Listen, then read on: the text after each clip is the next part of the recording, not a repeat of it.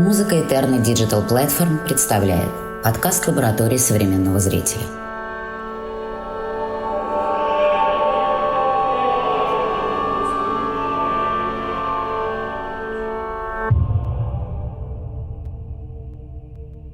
Это понятие, пафос, это греческое слово, очень древнее. И первое, к чему мы должны обращаться, когда мы начинаем думать о том, что люди хотели, так сказать, вложить в какое-то понятие, это словари, причем с какого-то довольно давнего времени принято обращаться к этимологическим словарям. И есть, конечно, очень хорошие этимологические словари греческого современные, где авторы доходят до самых древних субстратов языковых. И в одном лучшем из этих словарей, словаре Бейкеса, слово это «пафос» объединяется со словом «страдание». Очень похожее слово «пентхос», хотя сразу не скажешь, что это одно и то же по корню, но, тем не менее, словарь помогает это понять. Индоевропеистика — это точная наука почти. Так что мы видим, что, собственно, с самого начала, где-то уже даже до того момента, когда у нас есть литературные источники, только сам язык подсказывает нам, что это слово связано со страданием. Но кроме страдания есть и другие смыслы. Вообще это очень многозначное понятие. И оно не только культурно насыщенное, но оно и по своему внутреннему такому составу, по своему этимологическому смыслу уже очень насыщенное. И есть возможность понимать его, как минимум двояко. Второе такое значение его – это связано с действием. Пытаются соединить с индоевропейским корнем связь, есть английский глагол bind, как раз этимологически близкая вещь. Но, правда, какой из этого вывод сделать, какой-то метафизический такой вывод сделать, наверное, не получится. Но, во всяком случае, опыт, какая-то связь с миром, проявление какой-то деятельности в этом мире, социальной или иной, это очевидно. Итак, мы сразу же сталкиваемся с двумя вещами. Один как будто бы окрашен, так сказать, эмоционально и даже отрицательно. Это боль, горе, переживание. А другой, наоборот, кажется или нейтральным, или, может быть, чуть ли не даже положительным. Это активность, деятельность, энергия. И когда мы сталкиваемся с этим в литературе, мы сразу же видим, что писатели вполне, так сказать, чувствуют и даже иногда эксплицитно выражают эту двойственность. Первый писатель, так сказать, первый поэт, известный в Европе по имени, это Гомер. И первая его вещь «Илиада» — это поэма о такой страсти. Она даже начинается со слова «гнев». И как поэму о страсти совершенно все ее воспринимают, начиная с античности. И Аристотель, гениальный, так сказать, автор поэтики, прямо говорит, что «Илиада» — это поэма страсти, это патетическая поэма. Он прямо называет ее этим словом. «Илиада», говорит он, она простая и патетическая, а «Одиссея» — она сложная, сплетенная и этическая. Так он их противопоставляет. Патхос и этхос — это одно из противопоставлений, о которых мы будем говорить сегодня. И это гнев, первое слово «Илиады», первое слово, можно сказать, европейской литературы, означает чувство, которое, так сказать, во всей античной психологии, да и дальше, и, в общем, уже в новоевропейской психологии, осмысляется как болезненное чувство. Вообще эти страсти, passion d'âme, так сказать, страсти, душевные страсти, это, во-первых, страх, во-вторых, жалость, и в-третьих, гнев. Когда мы видим их перечни, то гнев почти всегда стоит на третьем месте. А на четвертом месте стоит влюбленность, как ни странно. Она тоже такое болезненное чувство, так осмысливается. И на этом список, как правило, в общем-то, тех, которые у всех более-менее одинаковые, этих так сказать, страстей, заканчивается. Дальше начинаются расхождения. Но, собственно, страх, жалость и гнев все признают болезненными. Влюбленность многие, очень многие. А, так сказать, все остальное уже по-разному. «Илиада», конечно, полна страдания. «Илиада» — это поэма, так сказать, кровавая. Там масса батальных сцен, там масса жестокости. Много смертей, конечно, и погибают там герои которых автор сначала как-то заставляет нас полюбить, как вот Гектор или Патрокл. Видно, что это страсть, гнев Ахилла. Автор поэмы, поэт Гомер, тоже ее, так сказать, проклинает где-то внутренне. Он понимает, что это ужасная вещь. И больше того, она даже в первых стихах поэмы названа такой губительной. У Гнедича это слово «грозный», который Ахеянам 1000 бедствий содеял в переводе Гнедича. Но в греческом более тонкое слово, которое вот может означать и не только, так сказать, страшный, но и вот такой неприятный, так сказать, отвратительный даже человеку. Вот этот такой гнев. Но вместе с тем Илиада заканчивается примирительно. Эта страсть, осуждаемая поэтом, несомненно, и в которой раскаивается и сам герой, который ее испытал, вот Ахилл, как-то оказывается в конце поэмы избытой. Ее больше нет. Конфликт разрешается, троянский царь Приам и вот главный греческий ахейский герой Ахилл вместе рыдают в этом шатре. Это необычайно красивая сцена. И такая глубокая, вот, уходит с телом сына из шатра Ахилла, с телом этого убитого Гектора. И на этой мрачной, но вместе с тем спокойной ноте, вот погребение Гектора, заканчивается поэма, и с погребением Гектора последняя такая нота конфликта, последнее то, что может, так сказать, возвращать нас еще к этому начальному гневу, уходит. В чем смысл этого? И осмысленно ли это поэтом? Конечно, да. Смысл в том, что через страдания нам дано обрести какую-то новую мудрость. И, так сказать, давно с такой иронией, объединяя общие корни, вот пострадать значит научиться, что по-гречески даже так смешно звучит, патхейн матхейн. Вот. Это так немного комично, но смысл от этого комичным не становится, смысл правдивый и простой. Страдание ведет к такой мудрости, к новому пониманию жизни, меняет человека и меняет его в лучшую сторону. Таким вот становится пострадавший человек, каким становится Ахилл в последней песне. А в «Одиссее» с пафосом еще интереснее обстоит. Прямо сначала. Вот. Тут видно, что в «Одиссее» вообще больше рефлексии. Это поэма считается, так написано, многие, кто верит в то, что у этих двух поэм один автор, этот автор Гомер, сочинена им уже в преклонные годы, когда вот он больше обдумывал и как-то пытался свою рефлексию более конкретно воплотить вот в тексте. Одиссей, с одной стороны, человек необыкновенно много, так сказать, испытавший, вот, путешествовавший, тоже много страдавший. Вообще, если Илиада начинается со слова «гнев», то Одиссея со слова «человек». Вот. Автор говорит, что просит музу, что он хочет воспеть человека, который много блуждал и который при этом был очень умным. Вот это вторая его черта. Он необыкновенно смышленый такой, умеющий всегда действовать сообразно обстоятельствам, избегать беды, в которую попали в результате все его спутники и погибли, избегать, так сказать, гнева богов, нечестия. Это не всегда получается, гнев Посейдона вот его гонит. Но вот эта мысль о том, что пострадать значит научиться, в «Одиссее» гораздо более выражена. Он сам про это говорит, что он очень много страдал. Об этом говорят другие герои, что пострадавший человек приобретает много нового опыта. То есть тут мы можем, если в «Илиаде» это как-то, так сказать, имплицитно, то здесь это практически уже открыто говорится, через образ главного героя раскрывается. И вот триумф Одиссея в конце поэмы прямо как бы об этом говорит. Вообще Одиссея более оптимистична. Здесь это страдание, так сказать, прямо переходит в хэппи-энд. Таков ее, что ли, пафос. Может быть, поэтому Аристотель ее вообще как патетическую поэму не воспринимает. Но в ней есть тема, которая вот нам необыкновенно интересна и важна в связи с патетикой в античности. Это тема страдания в связи с искусством. Она здесь тоже как-то вот очень открыто, ощутимо, зримо даже представлена. Слушайте дальше. Это музыка Eterna Digital Platform.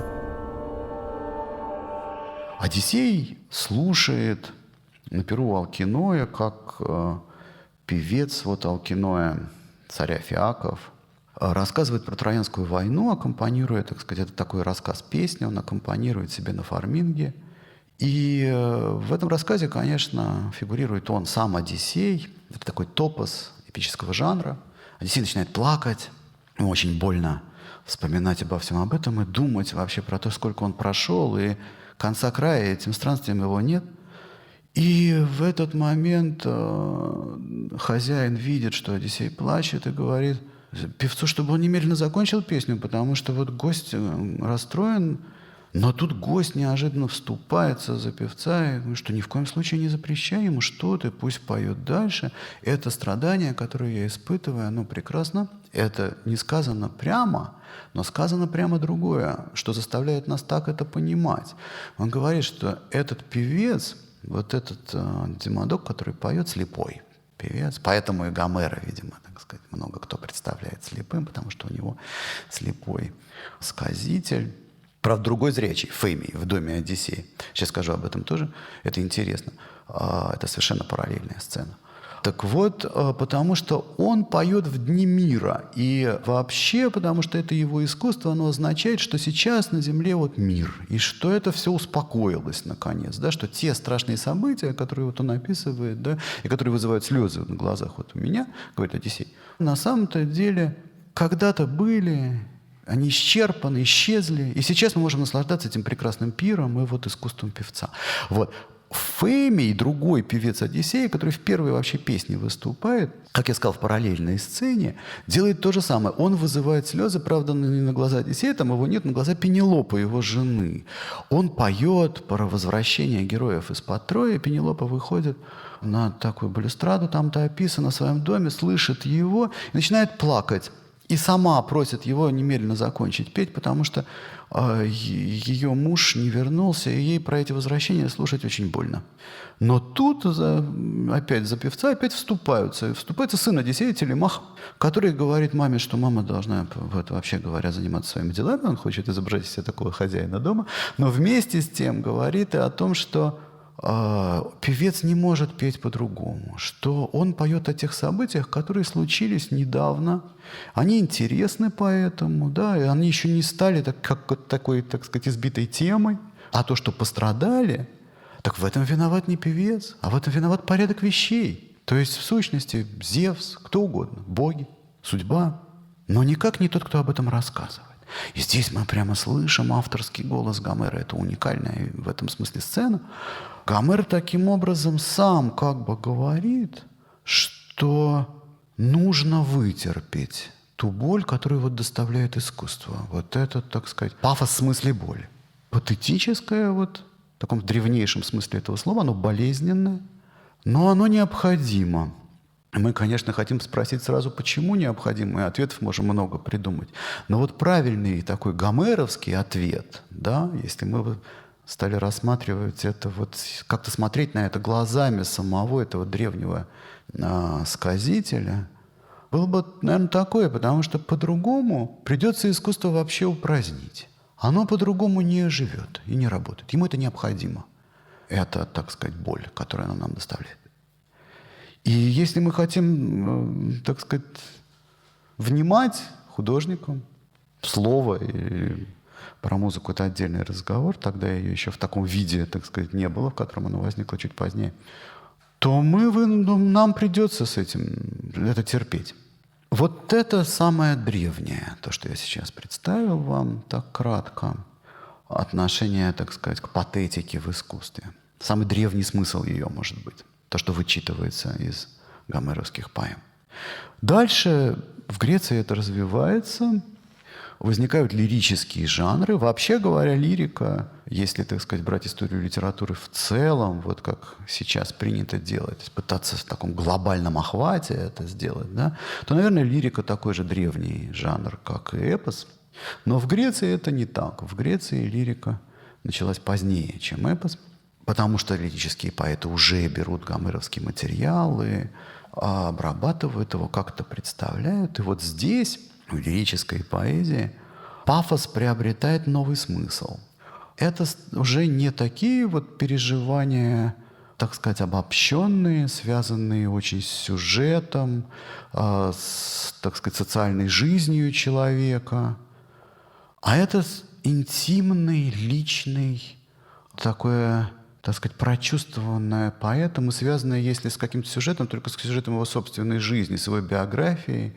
Вот такой как бы звук души его, почти всегда болезненный, действительно, тоже.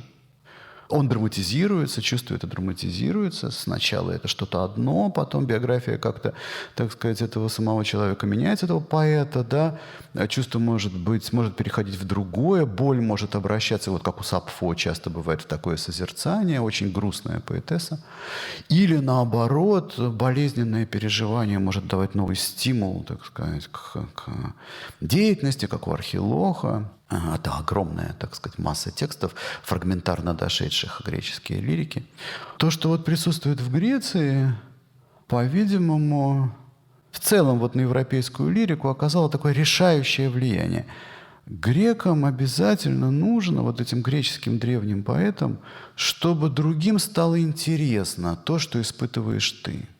Вообще-то говоря, это не очевидно. То есть я буду вам рассказывать про свою любовь, а вы плюнете в мою сторону и скажете: иди ты, у меня своя любовь.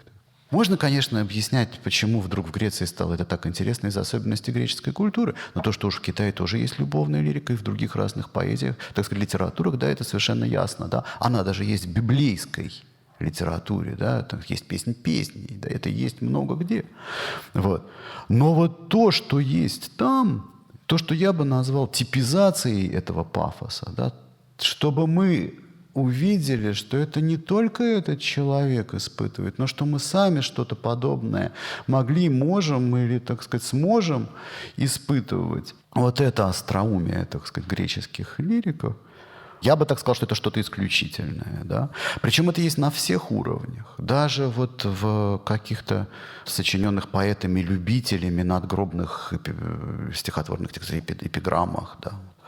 Так, даже там есть что-то, что нас должно заставить, так сказать, почувствовать наше сходство вот с этим. Да? Отсюда и рождается вот потом у Аристотеля это понятие, так сказать, подражания.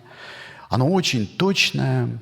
Для античного искусства вообще очень характерно быть похожим. Можно быть похожим по-разному, но оно исключительно центра, так сказать, стремительно. Вот, оно хочет показать нам нас самих как бы в зеркале. Поэтому детей вы сначала поведете в античные залы Эрмитажа, прежде чем смотреть примитивистов или кого-то еще. Да? Потому что они легко узнаваемы, эти люди. Да?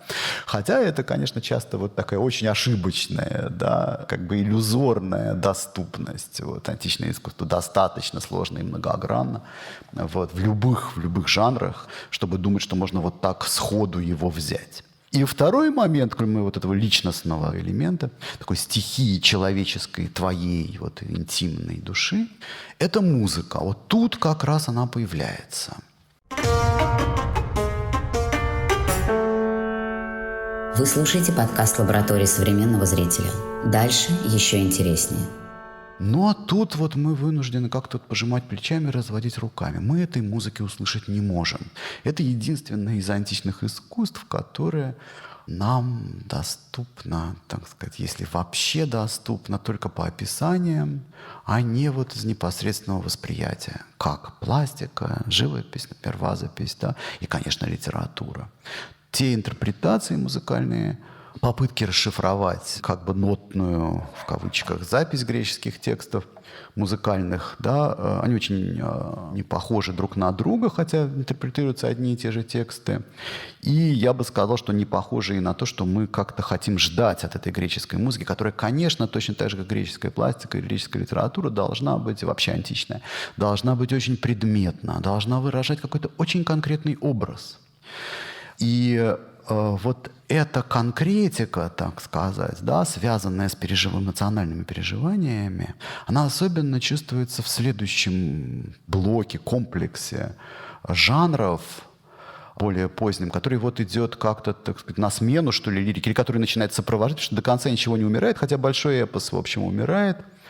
как крупный, действительно самобытный жанр, такое художественное целое. Лирика, конечно, остается всю античность, начавшись один раз, она уже не умирает никогда.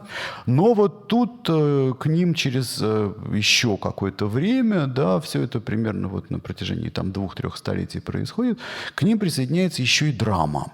Вот тут можно почти, так сказать, наверняка сказать, да, что это параллели не имеет. Эпос и лирика имеют в мировом словесном искусстве.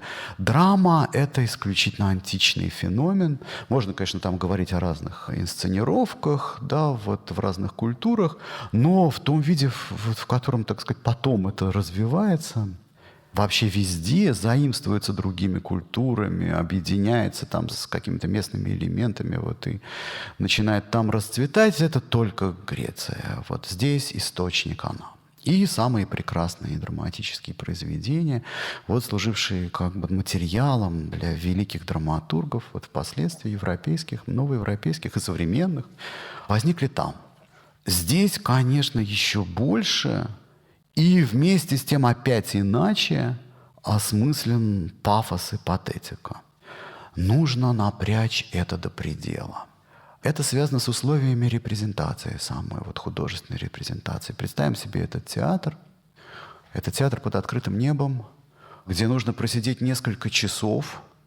При этом это очень шумная публика. Они даже бросали камнями иногда, не то что там какими-то яйцами тухлыми в актеров, да, если вот им не нравилось что-то.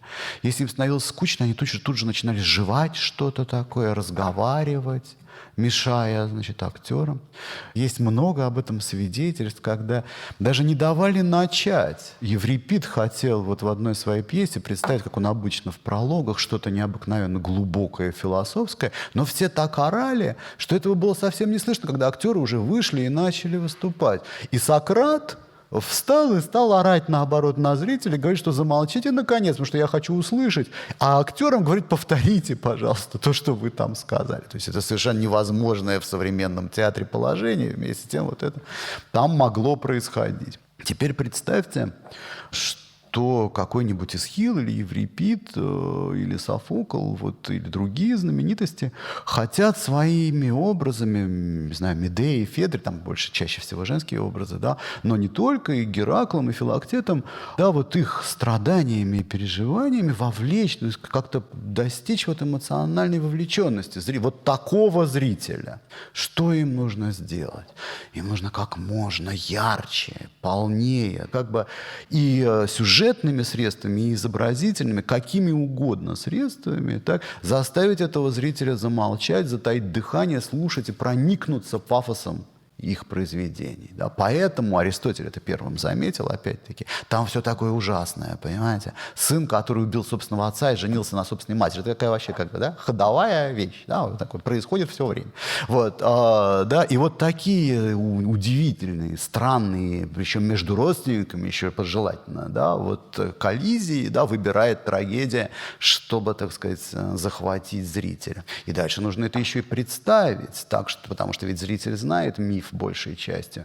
Вот, представить так, чтобы все это было еще и неожиданно. Да? Пьеса Эсхила «Агамемнон», да? Вот она называется «Агамемнон», но там 8, по-моему, сотен стихов, нету никакого Агамемнона. Все для того, чтобы мы поверили, что Клитемнестра, который убьет своего мужа в этом, ну, как бы главное, так сказать, центральное событие этой пьесы, что она вот такая верная жена, что она ждет вот этого победного возвращения своего супруга. Зритель ведь прекрасно знает, что будет. Но нужно попытаться, и вот Эсхил 800 стихов пытается разубедить нас в том, что она на самом деле своего мужа давно изменила, вот, давно спланировала его убийство и ждет не дождется, когда наконец он в эту ванну заляжет, где они смогут его вместе с Игисфом прикончить. Понимаете? Об этом надо забыть. Надо, чтобы все ахнули. Вот это пафос. И вот этому помогает музыка. Хор, про функцию хора бесконечно спорят, что такое хор в античной драме, как вообще воспроизвести этот хор сейчас, если мы хотим поставить какую-нибудь Медею сейчас на современной сцене, да? Вот, как вообще это сделать? Для этого нужно понять, что пафос и вообще чувство, да, не только вот такое сильное чувство, потому что если вот для лирики важна как бы интимность переживания, то для драмы важна его сила. Что это чувство расплывчато. У него есть такое свойство. Оно не очень конкретно, нам не очень понятно, что чувствовать, грубо говоря. Да? Вот что мы должны чувствовать, когда Эдипу начинают рассказывать про этих пастухов, да, из чего он в конце концов узнает, что все его, так сказать, попытки выяснить своего происхождения на самом деле оборачиваются вот ровно другим. Да? Он думал, что это не он, а оказывается, что это вот как раз он. Что здесь должен чувствовать зритель? Растерянность какую-то, или какую-то настороженность, или наоборот какой-то вот этот страх такой скрытый, глубокий. Вот. И также в других местах. Вот эта Медея, она бесконечно мечется. Убивать детей, не убивать детей, убивать детей, не убивать детей. Такой же коллизия такая нехилая. Тоже, если так подумать. Да? Вот. Жена из мести мужу за измену убивает общих с ним детей. Вот так вот называется. Да? В юриспруденции это так называется. Что должен чувствовать зритель? Ее жалеть, ненавидеть ее, бояться за детей. И вот тут на помощь художнику, драматургу приходит этот хор, и приходит музыкальная составляющая пьесы. Музыка очень отвечает словам. Вообще в античности очень мало было инструментальной музыки, но вот мы знаем буквально 2 жанра, где это не сопровождалось текстом. И то, когда это не сопровождается текстом, то эта музыка, как нам рассказывают, передает тоже что-то необычайное, еще более такое простое, да, там скрип погребальной колесницы, шипение умирающей горгоны, в общем, что-то вот. Это, конечно, хорошо было бы услышать, но вот, увы. Во всяком случае, хор вот вместе с сопровождаемой музыкой как-то сгущает и направляет, так сказать, наши эмоции в нужную сторону, давая нам как-то прочувствовать положение. И это у каждого из драматургов было по-разному. Действительно, они великие экспериментаторы.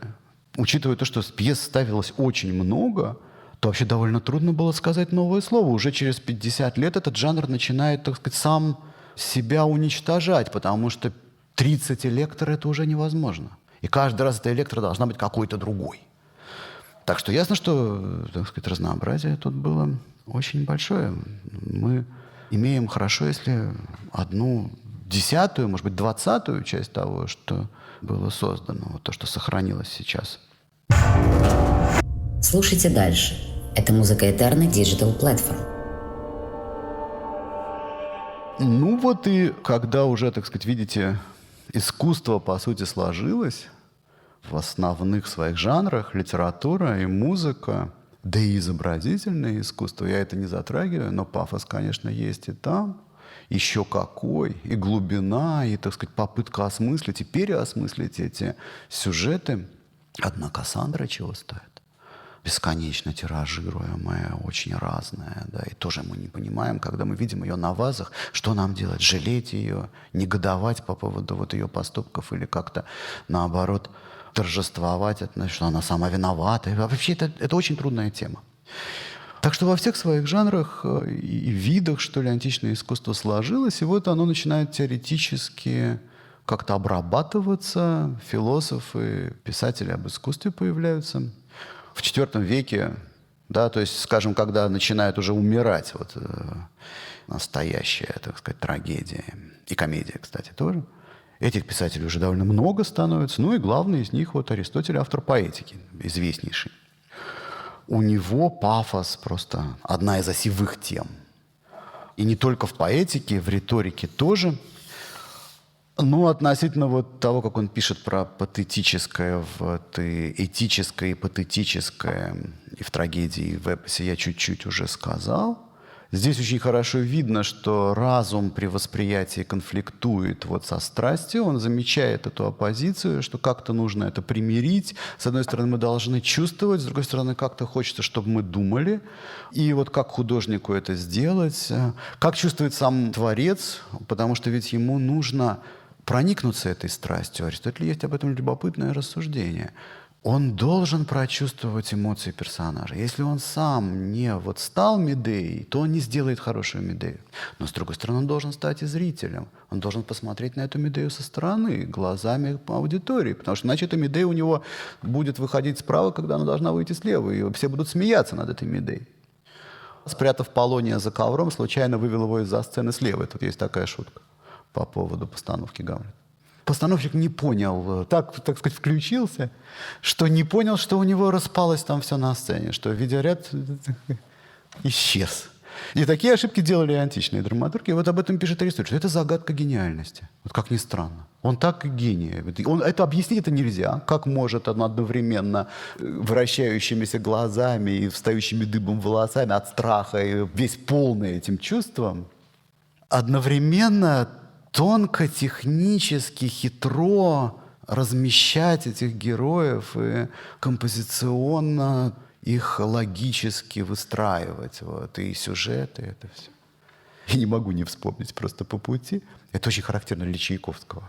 Когда он закончил «Пиковую даму», он написал, что он страшно плакал в конце, когда вынужден был убить эту Германа. У него это было так, что он рыдал сам над собственной музыкой. Это гениальная, технически трудная вещь с цитатами, да, вот все знают эту «Пиковую даму».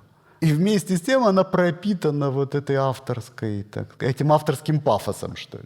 Вот это заметил Аристотель и сказал, что, вы знаете, вот удивительные люди, художники, потому что они вот это могут. Вот, а если не могут, значит, плохие художники. Это вот у него такой ответ на вопрос о том, кто такой гений. Но и еще интереснее, это не в таком, что ли, генетическом смысле, а в смысле социальном, вот как этот пафос раскрывается в поэтике. Это вот этот катарсис, это знаменитое очищение страстей, про которое исписаны, значит, тома, падхематон, там прям вот это слово, падхематон, катарсис, таких, как жалость и страх, болезненных. В общем, спор об этом, о том, что это такое, вечен, потому что Аристотель это не пояснил на самом деле. Всерьез не пояснил. Есть такие только намеки, не только в поэтике, но и в политике. Но развернутого объяснения нет, и поэтому, что называется, понимай, как знаешь. Оно было, между тем, оно было вот в этой загадочной, так сказать, ставшей темой романа Умберто Эко, значит, второй книги поэтики, да, которая была утрачена уже в античности, так что Умберто Эко, конечно, это придумал, но это красивая ложь. И в Средневековье ни у кого не было, значит, полной поэтики. Там говорилось не о комедии, как у Умберто Эко, вернее так, не только о комедии, но вообще о том, как влияет искусство на душу человека и на общество. И там он полемизирует с Платоном, который считал, что это влияние в основном, по крайней мере, если взять современное искусство, в основном губительно для добродетели, что оно не только болезненно, оно развращающе влияет на человека. И на его психику тоже оно и влияет отрицательно. Оно расслабляет это все, делает человека каким-то дерганным, каким-то неустойчивым к воздействию жизненных вот всяких событий, неурядиц, плаксивым, а с другой стороны смешливым. Платон отрицательно относится к современному искусству. Он считает, что его нужно все заменить на более глубокое, философское, правильное такое. Он даже Гомера, которого он обожает, он один из самых тонких читателей его и таких восторженных. Но для детей, так сказать, для воспитательных целей, он этого Гомера пытается из него все вырезать, что только можно там плохого. Кто, не знаю, Зевс ругается с Герой. Вот как же так? Кем мы станем, если у нас вот Зевс будет с Герой ругаться? Да еще и так грубо, псоглазая. Так муж с женой ругаться не должны в хорошей семье, поэтому мы это вырежем, значит, из Гомера. И будем детям давать читать другое. Такое вот правильное воспитание. Ну, параллели известные, они уже были. Вот это, так сказать, воспитание такого члена общества, где все сплошные красные флаги, где все поют хором. И Платон прямо так и говорит. Все должны хором петь гимны богам. Ну, конечно, Аристотель далек от такого. Я немножко утрирую, конечно, и слегка карикатурно изображаю Платона, опять-таки так, просто чтобы понятнее было, где тут оппозиция. Аристотель считает, что искусство этически индифферентно, что оно сообщает новый опыт, но оно никак не влияет в смысле нашей нравственности. А что касается пафоса, так он считает, что это прямо полезная вещь. Что если Платон, конечно, там, не знаю, придя на дискотеку или на футбольный матч, стал бы хвататься за голову и говорить, посмотрите, это какие-то преступники будущие, да, или нынешние. Вот, то Аристотель говорил наоборот, смотрите, им надо обязательно разряжаться, им надо все это давать, пусть они это выплескивают, это хорошо. Если им этого не давать, вот тогда они станут преступниками. Это его позиция аристотелевская. Так что для него вот этот пафос в социальном смысле – это прекрасная вещь. И если трагедия заставляет нас вот пережить очень-очень сильные и даже болезненные чувства, то в смысле нашей дальнейшей психической жизни и социальной жизни, да, это только прекрасно. Вот таков смысл этого очищения страстей. То есть в приложении к социуму, да. Ну, а в приложении к театру это то, что я сказал чуть раньше. Это значит, что они должны крайне, вот солицитация чувств, как говорили, да, в крайней степени, забыв все, испытать вот эту эмоцию. Голая эмоция, как бы чистая.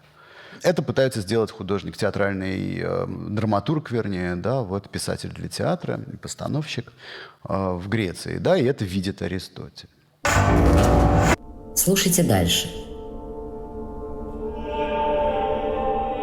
Ну, другое направление, уже совершенно другое, действительно, концепт, что ли, если хотите, да, пафоса, не пафос ипотетический, это риторика. Это уже не литература. Здесь такой общественный посыл, вот аргументация, он первичен. Здесь надо убеждать. И Аристотель тоже об этом довольно много пишет. Ну и не один Аристотель. Вообще риторику в античности куда больше, подробнее, детальнее, так сказать, разрабатывали, чем поэтику. Здесь пафос, патетическое, очень явно, еще более явно, чем вот в искусстве. То есть где-то в народном собрании, в суде. Вот тут очень явно противостоит рациональному, что ли, да. Это прямо прямым текстом все писатели на риторические темы как-то говорят. Что вообще говоря, конечно, главные аргументы, апеллировать нужно к нравственности, да, то, что вот в немецкой риторической теории называется словом «интегритет». Вот так, то есть нужно апеллировать к людям в их, так сказать, понимании себя как нравственных людей. Так. Мы все, может быть, где-то внутри себя какие-то не очень там нравственные, и каждый, что называется, грешен, да, но когда мы сидим в народном собрании и в суде, мы все изображаем идеальных таких вот людей. И вот к этому нужно взывать оратору, да, вот к этой, так сказать, идеальной, что ли, сути нашей, да, вот, какими мы бы сами себя, может быть, хотели видеть. А как только мы начинаем в область чувств переходить, да, и раздирать на груди рубаху и говорить: пожалейте меня, вот у меня, вот видите, там дети маленькие плачут, да, то здесь мы взываем уже не к рациональной, а наоборот вот к этой сметенной, такой неправильной как бы части души. И это нужно делать с большой осторожностью, а вообще говоря, лучше даже и не делать вот такой в правильной риторике. Аристотель советует вообще ограничить в патетическое в риторике самой речью. То есть можно говорить патетически, и даже нужно иногда, нужны вот эти метафоры, умолчания, разные фигуры, которыми можно усилить аргументацию. Но влиять на аргументацию, да, вот таким как бы грубым способом, да, патетическим, да, это запрещается. Вот у Цицерона, Демосфена, у таких вот главных, вот все-таки нету такого. Они не бьют на жалость нигде. И они не пугают никого. Но вот то, что у них есть, действительно, да, это вот пафос в смысле, так сказать, генус гранде, вот этот возвышенный стиль. Это есть, да. Но это другая вещь. Вот то, что мы бы назвали это пафосностью, сейчас это слово очень модно. Вот тут вот возникает действительно такая новая антитеза. Она особенно есть в трактате о возвышенном. Кассию Лонгину его приписывают такому позднеантичному философу и ритору. Возможно, это не он, это довольно глубокое произведение и важное, вообще говоря, с точки зрения истории эстетической мысли и истории психологии, вообще-то говоря, да, потому что его возьмут потом очень на вооружение романтики, там, для которых возвышенная такая совершенно главная вещь, не просто интегральная, а она прескриптивно, она вот на первом номере. Нужно быть возвышенным. Искусство должно быть возвышенным. Да, это для античного искусства это совершенно не так.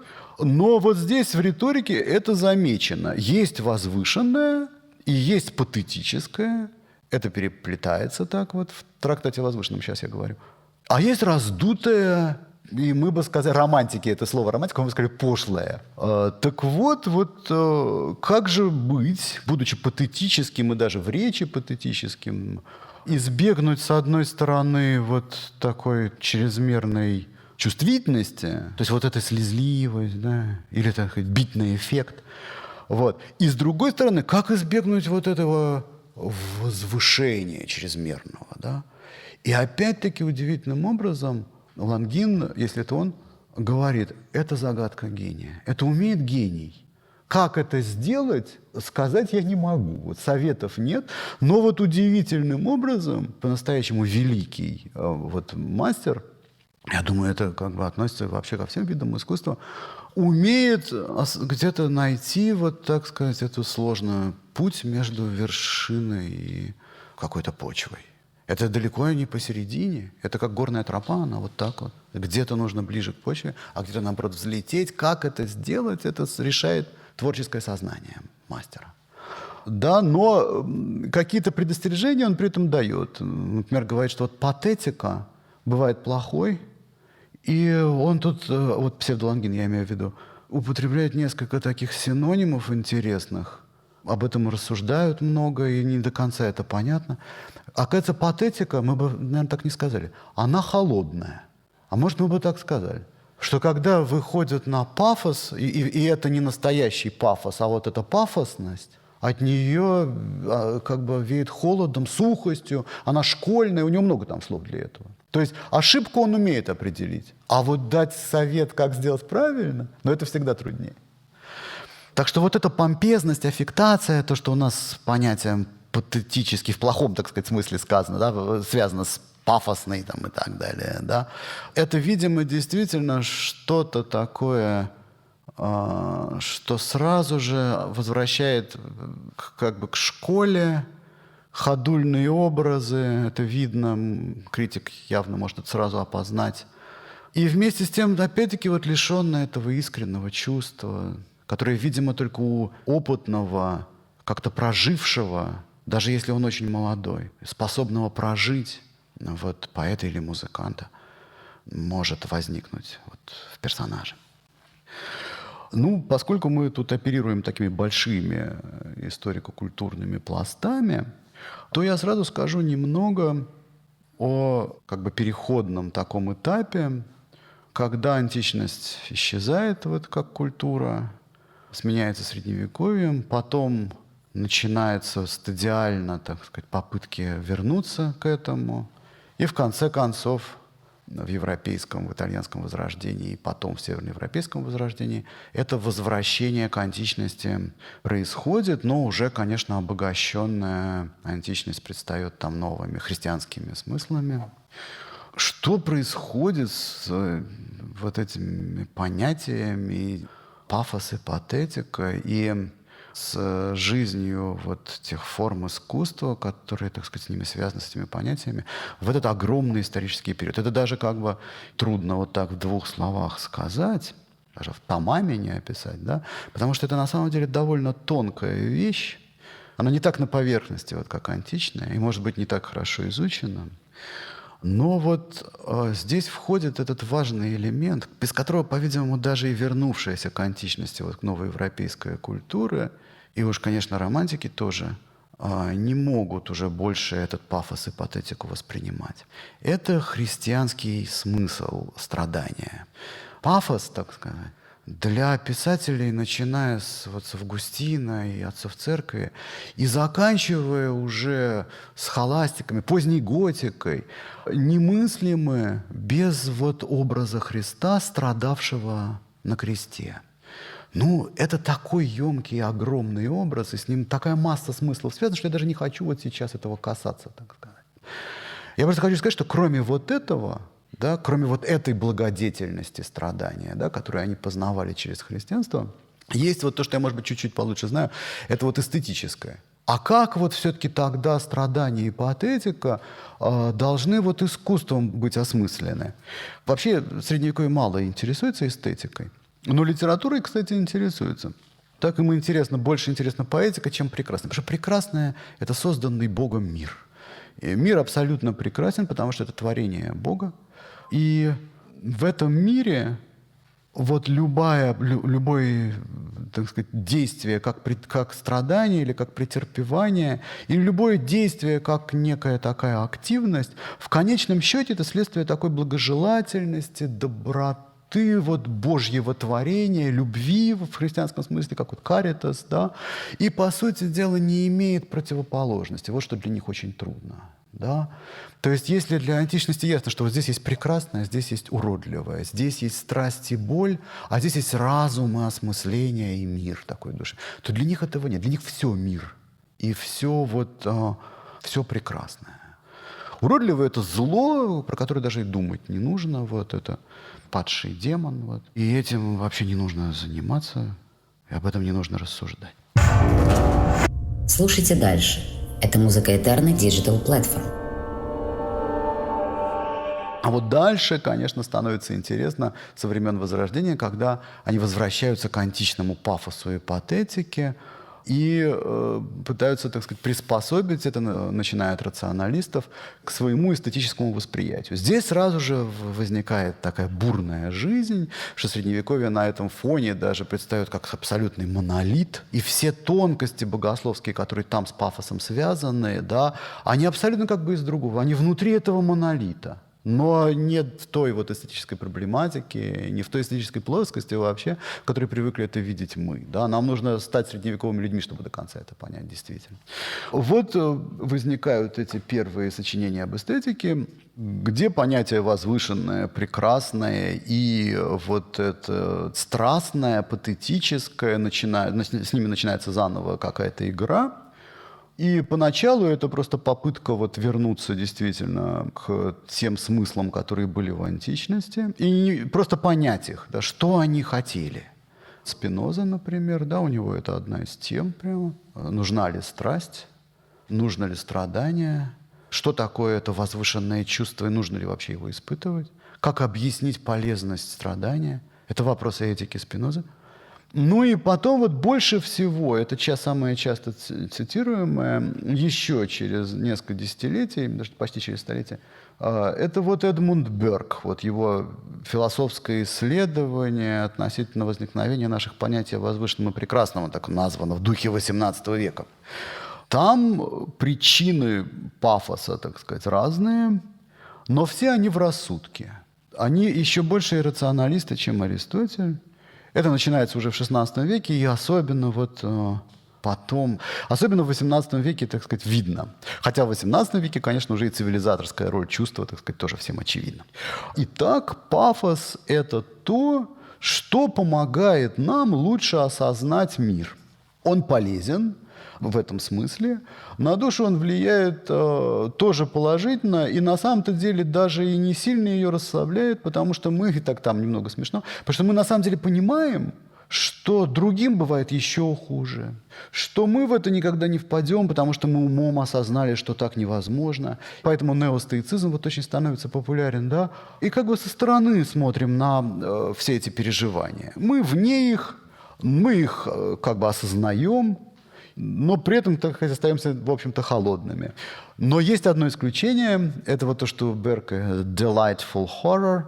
Есть вот это чувство, которое нас захватывает, доставляет нам радость. Мы каким-то образом лучше вот действительно начинаем полнее воспринимать окружающую действительность. И этот конфликт эстетического чувства с жизненной болью, которую вот нам доставляют образы такие страшные, исчезает. Это уже близко к романтикам, действительно. Начинается предромантизм. Ну и вот последняя страница в этой истории, по крайней мере, для нас сегодня, это романтизм. Здесь это новое слово в дискурсе о патетике, несомненно новое.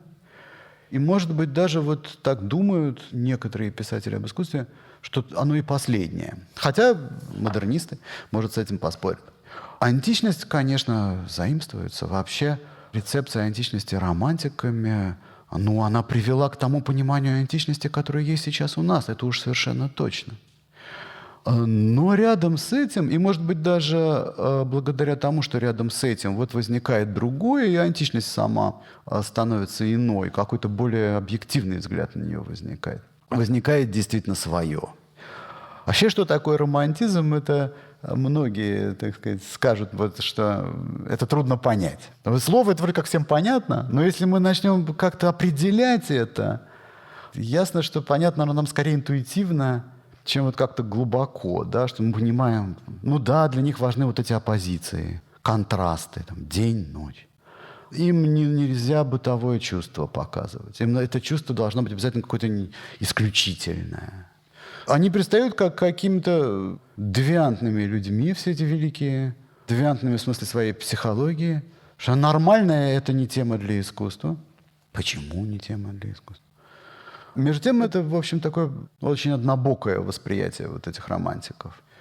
У них все время, это вот уже у Шиллера самый, может быть, знаменитый в этом смысле романтический манифест вот для истории пафоса и патетики, у них все время говорится о преодолении. Что это за преодоление такое? Вот преодоление страдания. Вот как бы преодоление Überwindung von Leiden. Вот прямо это у Шиллера.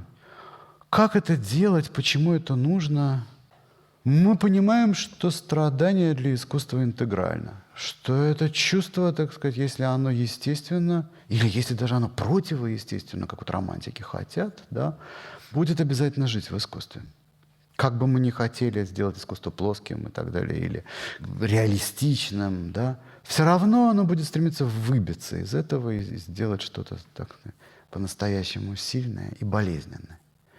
С другой стороны, мы понимаем, что искусство не существует без каких-то аксиом, которые оно сообщает, и мы видим их, то, что вроде как уже видели всегда и знали, вдруг по-новому. И говорим, что да, точно, вот это правда. Это тоже наблюдение Аристотеля. Смотри-ка, а я таким его никогда себе не представлял, на самом деле он такой и есть. То есть вроде как представлял, но отчетливо это не было выражено. В этом смысл эстетического. Все это романтики, конечно, прекрасно понимают и много обсуждают. Но дальше, кроме этих вот двух вещей, они, так сказать, все время пытаются, и даже как-то так получается, что вроде успешно пытаются указать на что-то третье.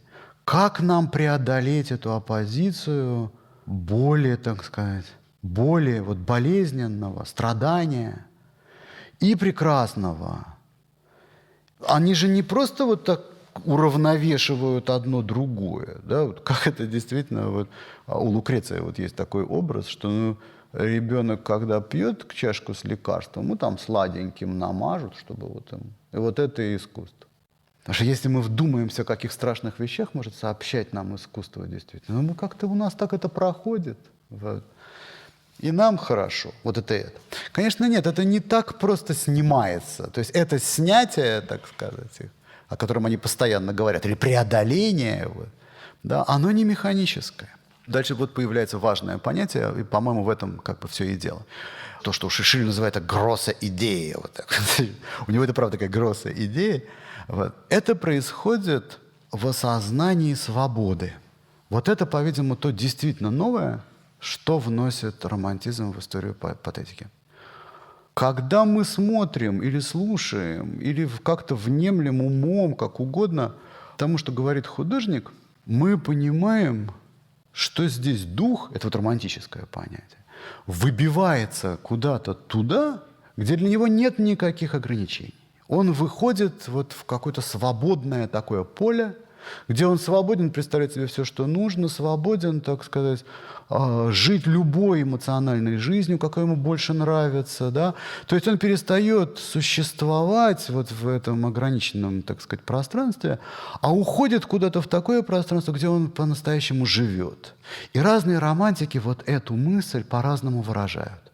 Шопенгауэр, как известно, выражает ее в том, что это абсолютное, так сказать, торжество вот этого человеческого, не скованного волей, необходимостью духа. Искусство бесполезно, оно как бы не задействовано никак. И вот поэтому через пафос, через вот это, так сказать, крайне сильное переживание, болезненное большей частью, мы способны выйти вот к этим вот абсолютам. Да? Мы забываем про пользу, вот, забываем про себя. То, что Аристотель как раз наоборот, нам нужно про это все время помнить. А здесь мы забываем про себя, как, вот, грубо сказать, членов общества, что ли, как живущих здесь, в этом мире, ограниченном, да, постоянно пытающихся что-то добиться, да, как-то, так сказать, доказать в общественной иерархии или в какой угодно другой свое превосходство. Нам это больше не нужно. Нас этот пафос выводит к каким-то другим совершенно мирам, и, может быть, лучшим мирам нашего вот человеческого бытия. Где оно, собственно, и должно, это наше существование, жизнь наша, вернее, проходить. Вот таким вот образом это заканчивается к середине где-то вот XIX века, то есть к тому моменту, когда работает Чайковский. И понятно, что для русского композитора второй половины XIX века это понятие пафоса, это патетика, если он называет свою симфонию патетической, оно сложнее, чем, скажем, для Бетховена. Бетховен в этой романтике. Для него это его мир, его образов. Он в этой полемике задействован, вот что ли, да. Жизнь мысли вот, романтиков, да, когда они пытаются, так сказать, от плоской, как им кажется, часто античной эстетики как-то отмежеваться, это его для Чайковского гораздо сложнее уже. Он уже проходит через какой-то другой. Романтики уже в какой-то смысле отошли на задний план, их сменили идеалисты, реалисты, какие-то еще, да. И поэтому для него, вот в его понятии патетическое, будет, конечно, весь букет вот этих смыслов. Я думаю, что попытка отыскать там любой из этих смыслов не будет праздной, скажем так. Музыка Eternal Digital Platform представляет подкаст лаборатории современного зрителя.